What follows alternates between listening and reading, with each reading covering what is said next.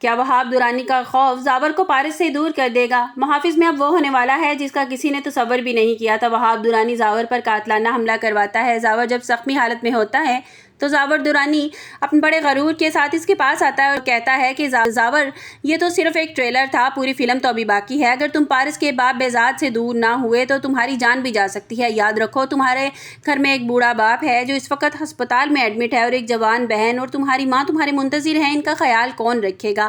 اور اگر پیسے چاہیے، تمہیں کسی بھی چیز کی ضرورت ہے تو تم مجھے بتا سکتے ہو، لیکن تم مجھے پارس کے آس پاس بھی دکھائی نہیں دینے چاہیے۔ ویڈیو میں آگے بڑھنے سے پہلے اگر آپ میرے چینل پر نئے ہیں تو لائک اور سبسکرائب ضرور کر دیجیے گا۔ وہاب درانی کو لگتا ہے کہ زاور ڈر جائے گا، لیکن زاور زخموں کے باوجود بھی تلخ لہجے میں جواب دیتا ہے، وہاب درانی مجھے تمہاری ان چھوٹی حرکتوں سے ذرا بھی ڈر نہیں لگتا۔ میں تمہیں صرف سمجھا رہا ہوں کہ اس بار تو میں نے کچھ نہیں کیا، لیکن اگر دوبارہ تم میں پارس کے خاندان یا پارس بہزاد صاحب کے پاس نظر بھی آئے نا، تمہارا وہ حال کروں گا کہ تم مرنے کی دعائیں مانگو گے۔ یہ جنگ تم نے شروع کی ہے نا، تو ختم میں کروں گا۔ وہاب درانی زاور کی یہ ہمت دیکھ کر حیران رہ جاتا ہے، مگر اپنی انا میں اندھا ہو کر کہکا لگاتا ہے، ایک معمولی سا لڑکا اس کا کیا بگاڑ لے گا۔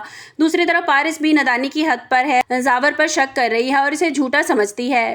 پارس اپنے باپ بہزاد سے کہتی ہے کہ پاپا میں زاور کو اپنے ساتھ کہیں لے کر نہیں جاؤں گی، مجھے اس پر ذرا برابر بھی بھروسہ نہیں ہے۔ وہ میری حفاظت کے لیے آفتاب ہے نا، وہی میرا سچا دوست اور میرا ہمدرد ہے، ہر جگہ وہی میری حفاظت کے لیے اب میرے ساتھ جائے گا۔ جس پر بہزاد صاحب جو آفتاب کی اصلیت جان چکے ہیں، وہ تڑپ کر اپنی بیٹی سے کہتے ہیں کہ پارس تم آفتاب پر بھروسہ کر رہی ہو، لیکن مجھے اس پر ذرا برابر بھی بھروسہ نہیں ہے۔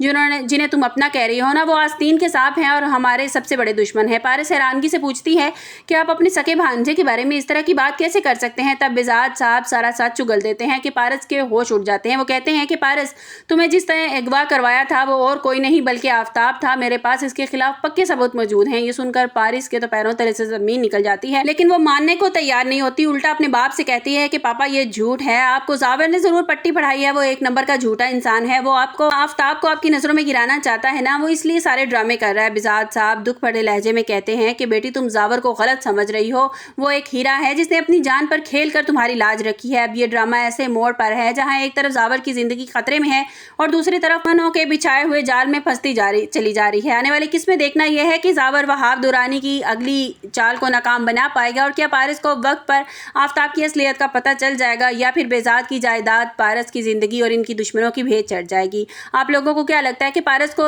زاور پر بھروسہ کر لینا چاہیے تھا، اور کیا آفتاب کا انجام برا ہونا چاہیے؟ اپنی قیمتی رائے کا اظہار کمنٹس باکس میں ضرور کیجیے گا۔ آپ کو میری ویڈیو کیسی لگی ضرور بتائیے گا، ضرور آگاہ کیجیے گا، اور اپنی ویڈیوز میں ہم کیا بہتری لا سکتے ہیں اس سے بھی ضرور آگاہ کیجیے گا۔ ملتے ہیں ایک نئی ویڈیو کے ساتھ، اپنا بہت سا خیال رکھیے گا۔ اللہ حافظ۔